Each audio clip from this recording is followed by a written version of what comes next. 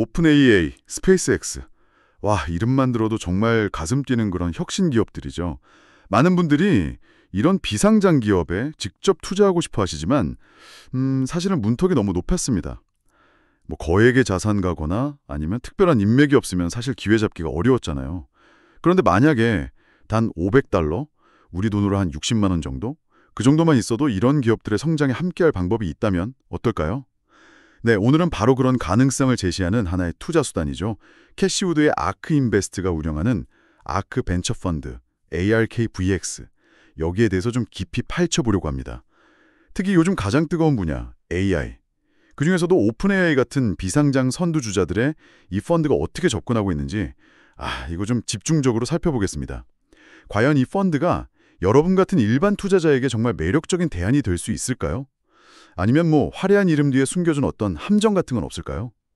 자, 지금부터 저희와 함께 그 속을 한번 들여다보시죠. 우선 이 아크 벤처 펀드, 이게 구체적으로 어떤 상품인지 기본 정보부터 좀 짚고 넘어가야겠죠.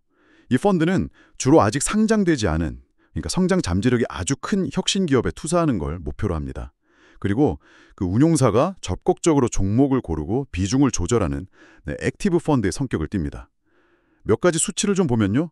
2025년 9월 말 기준으로 전체 운용자산, 순자산이라고 하죠. 이게 약 3억 2,500만 달러 정도 되고요. 최소 투자 금액은 앞서 말씀드린 대로 $500입니다. 근데 눈에 띄는 건 연간 총 보수인데요. 2.9%. 와, 이거 꽤 높은 편 아닌가요? 네, 맞습니다. 2.9%면 일반적인 지수 추종 ETF 같은 패시브 펀드에 비하면 정말 상당히 높은 수준이죠. 총 66개 종목이 투자하고 있는데 비중으로 따지면 80% 이상이 비상장 기업이고 나머지가 상장 기업입니다. 여기서 가장 먼저 그리고 어쩌면 가장 중요하게 짚어야 할 특징은요. 이 펀드가 인터벌 펀드라는 점입니다. 인터벌 펀드요? 그게 어떤 의미죠? 네, 이름 그대로 정해진 간격, 인터벌을 두고 주기적으로만 펀드를 팔아서 현금화할 수 있다는 뜻입니다. 환매라고 하죠. 왜냐하면 주 투자 대상인 비상장 기업 주식은 아시다시피 매일 시장에서 사고 팔 수 있는 게 아니거든요. 그러다 보니까 자연스럽게 유동성에 큰 제약이 따를 수밖에 없는 구조입니다. 매일 사고 팔 수가 없어서 정해진 간격으로만 가능하다. 구체적으로 그 간격이 어느 정도인가요? 구체적으로 보면 투자자는 분기별로 딱 정해진 시기에만 환매를 신청할 수 있습니다. 그것도 뭐 원한다고 다 팔 수 있는 게 아니고요. 매 분기 펀드 전체 순자산 가치의 최대 5% 한도 내에서만 환매가 이루어져요. 분기별 최대 5%요? 잠깐만요. 그럼 신청자가 막 몰리면 제때 다 못 받을 수도 있다는 거네요. 정확합니다. 네, 그런 상황이 발생할 수 있습니다. 그래서 이게 정말 상당한 제약인 거죠. 이야, 이건 정말 알아야 할 중요한 점이네요. 급하게 돈이 필요해도 바로 찾을 수가 없다는 거잖아요. 바로 그 점이 핵심입니다. 이 펀드는 정말 최소 몇 년 이상 아주 장기간 묻어둘 수 있는 여유 자금으로만 접근해야 해요. 뭐 비상자금이라든지 단기간 내에 써야 할 목적이 있는 돈으로는 절대로 투자해서는 안 되겠죠. 여기서 이제 근본적인 질문이 나오는 겁니다. 과연 이렇게 자금이 묶이는 불편함, 그리고 위험을 감수할 만큼 이 펀드가 제공하는 잠재적인 수익이나 기회가 충분히 매력적인가 하는 점이죠. 확실히 유동성 제약이라는 큰 허들을 먼저 인지하고 봐야겠군요. 그런데 이런 제약에도 불구하고 성과 자체는 또 굉장히 놀랍습니다. 펀드가 처음 만들어진 게 2022년 9월 말인데 그때부터 2025년 10월 초까지 약 3년간 누적 수익률이 117%에 달한다고 해요. 와. 네, 117%면 정말 대단한 수치죠. 2025년 올해만 놓고 봐도 연초 대비 44% 상승했고요. 같은 기간에 S&P 500 지수 상승률이 각각 85.6%랑 12.5%였으니까 이건 뭐 시장을 훨씬 웃도는 성과를 보여준 건 분명합니다. 그렇죠. 물론 이제 과거 성과가 미래를 보장하지는 않는다는 건 항상 염두에 둬야 하지만 일단 나온 숫자 자체는 굉장히 인상적인 게 사실입니다. 정말 흥미로운 지점인데요. 네, 수익률만 보면 정말 눈길이 확 가는 건 사실입니다. 하지만 이런 높은 과거 수익률은 종종 투자자들의 가장 뜨거울 때 어쩌면 꼭지에서 끌어들이는 경향이 있거든요. 그래서 우리는 이 숫자의 이면, 그러니까 펀드의 속살을 제대로 들여다봐야 합니다. 어떻게 이런 성과가 가능했는지, 그 구조적인 특징은 뭐고 또 위험 요인은 무엇인지 말이죠. 가장 먼저 주목할 부분은 역시 포트폴리오의 집중도입니다. 아, 집중도요? 종목이 66개나 된다고 했는데 집중도가 높다는 건 어떤 의미죠? 네, 총 66개 종목에 투자를 한다고는 하지만 실제로는 상위 10개 종목이 전체 자산의 50%를 차지합니다. 절반이죠. 상위 10개가 50%요?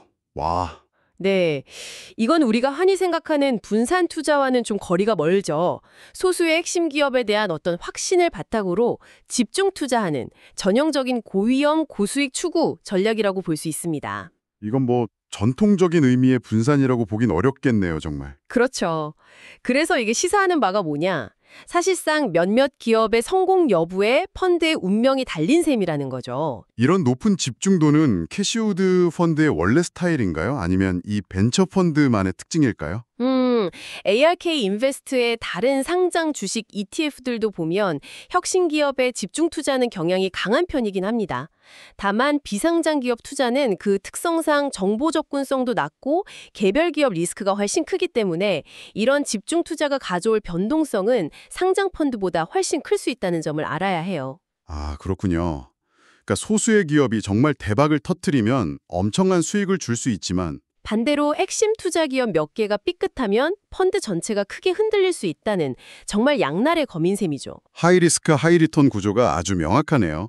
그럼 그 운명을 좌우할 수도 있는 핵심 상위 5개 기업, 이걸 좀 더 자세히 들여다볼 필요가 있겠네요.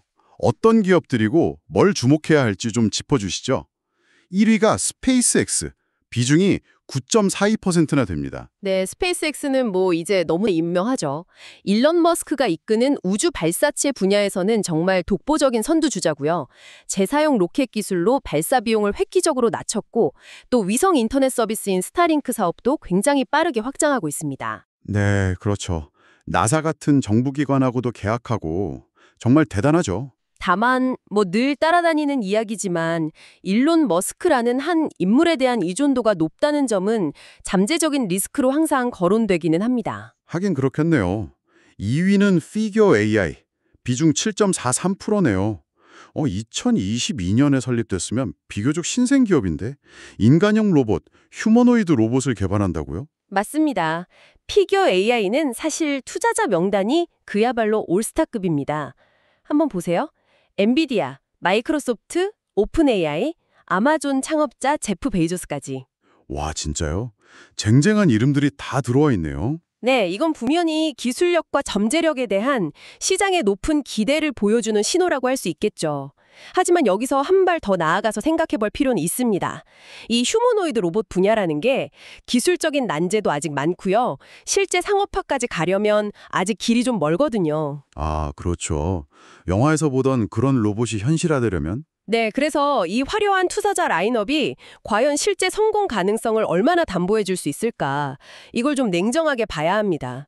어쩌면 기술 자체보다는 이 팀과 비전에 대한 베팅일 수도 있고 혹은 거대 테크 기업들의 미래 로봇 시장 선점 경쟁, 뭐 그런 심리가 반영된 것일 수도 있고요. 확실히 투자자 이름만 보고 혹해선 안 되겠군요. 그럼 피겨 AI 같은 경우에 우리가 좀 주목해서 봐야 할 실질적인 기술적 진전이나 상업적 마일스톤 같은 게 있을까요? 좋은 질문입니다. 단순히 시제품을 공개하려는 걸 넘어서요. 특정 작업 환경, 예를 들면 물류창고나 공장 라인 같은 곳에서 실제로 인간의 노동력을 대체하거나 보조할 수 있는 수준의 성능, 그리고 안정성, 이걸 입증하는 게 중요합니다. 그리고 비용 효율성까지 갖춰야 상업적인 성공 가능성을 좀 가늠해 볼 수 있겠죠. 아직은 글쎄요, 갈 길이 좀 멀어 보입니다. 네, 좀 냉정하게 지켜볼 필요가 있겠네요. 다음 3위는 뉴럴링크, 비중 5.43%입니다. 이것도 일론 머스크가 설립에 참여한 회사죠. 네, 맞아요. 인간의 뇌란 컴퓨터를 연결하는 인터페이스, BCI 개발한다고 들었어요. 네. 단기적으로는 마비 환자가 생각만으로 외부 기기를 제어하도록 돕고 궁극적으로는 인간의 뇌와 AI를 통합하는 것까지 목표로 하는 정말 공상과학 같은 기술에 도전하고 있죠. 와, 진짜 영화 같은 이야기네요. 그렇죠. 구글 벤처스나 오픈 AI 공동 창업자 샘 알트먼 같은 인물들도 투자를 했지만 이 분야 역시 기술적인 허들 그리고 윤리적인 허들이 엄청나게 높습니다. 이건 정말 벤처 중에서도 벤처 투자라고 봐야 합니다. 잠재력은 무궁무진하지만 불확실성 또한 그만큼 크다는 의미죠. 알겠습니다. 4위는 드디어 나왔네요. 오픈 AI, 비중 5.29%입니다.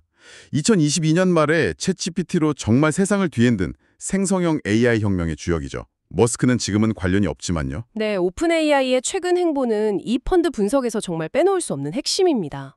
최근 발표된 대규모 계약들을 보면 오픈 AI의 전략, 그리고 더 나아가서 AI 산업의 미래를 좀 엿볼 수 있는데요. 오라클, 소프트뱅크 그룹과 5천억 달러 규모의 미국 AI 인프라 합작 투자 스타게이트 프로젝트 발표했죠. 엔비디아 기술 파트너고요.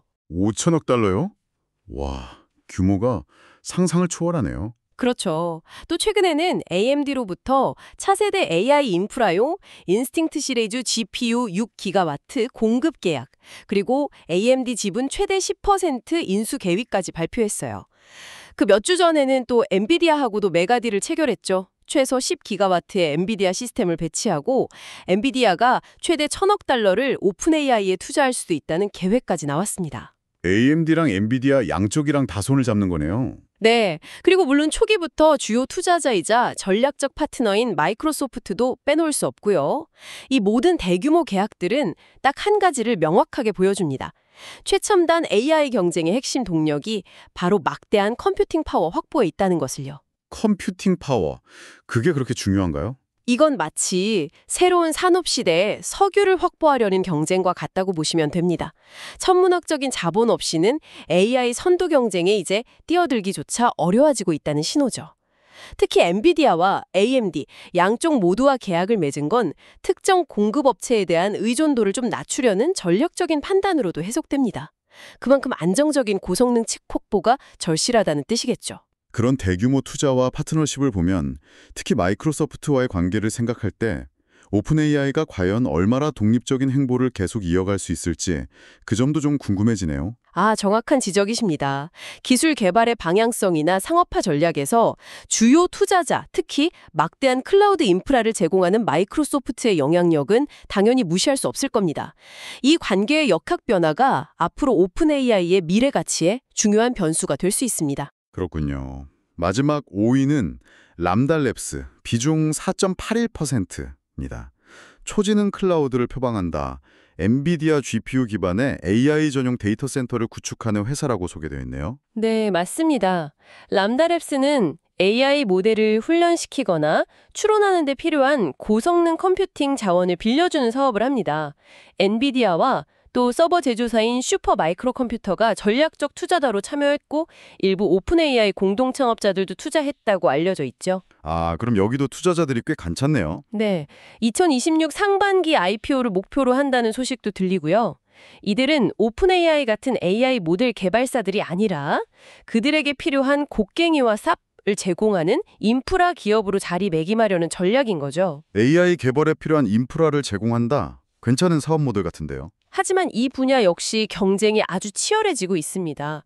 아마존 AWS, 마이크로소프트 애저, 구글 클라우드 같은 거대 클라우드 기업들도 자체 AI 칩 개발과 함께 GPU 클라우드 서비스를 엄청 강화하고 있거든요. 그래서 람다랩스가 내세우는 차별점, 예를 들어 뭐 특정 작업에 최적화된 성능이라든지 유연한 서비스 같은 것들이 얼마나 경쟁 우위를 가져갈 수 있을지, 그게 관건입니다. 자, 이렇게 매력적으로 보이는 비상장 기업들의 투자할 기회를 제공한다는 점, 이게 분명 ARKBX 펀드의 가장 큰 특징이자 장점일 수 있습니다. 하지만 이제 우리는 이 펀드에 투자하기 전에 반드시 고려해야 할 현실적인 문제들, 그러니까 위험 요인들을 좀 더 냉정하게 따져볼 필요가 있습니다. 네, 이제 장점은 좀 살펴봤으니 단점이나 유의할 점을 봐야겠죠. 먼저 비용 문제를 다시 한번 강조하고 싶습니다. 연 2.9%의 총 운용 보수. 2.9%? 아까도 놀랐지만 정말 높은 수준이네요. 네, 이건 정말 높은 수준입니다. 단순히 시장 평균 수익률 정도를 따라가는 것만으로는 이 비용을 상쇄하기가 어려워요. 장기적으로 정말 탁월한, 그러니까 시장을 압도하는 성과를 꾸준히 내야만 투자자 입장에서 이 높은 비용을 지불할 가치가 생기는 거죠. 그렇죠. 특히 아까 이야기했던 그 유동성 제약이랑 결합해서 생각하면 더 부담스러운데요.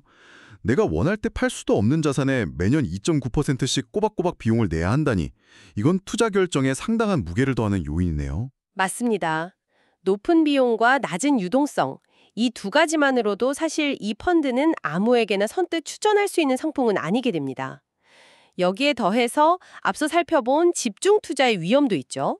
소수기업의 성패에 따라서 펀드 전체의 가치가 정말 롤러코스터를 탈 수 있습니다. 맞아요. 상위 10개 비중이 50%였죠. 네.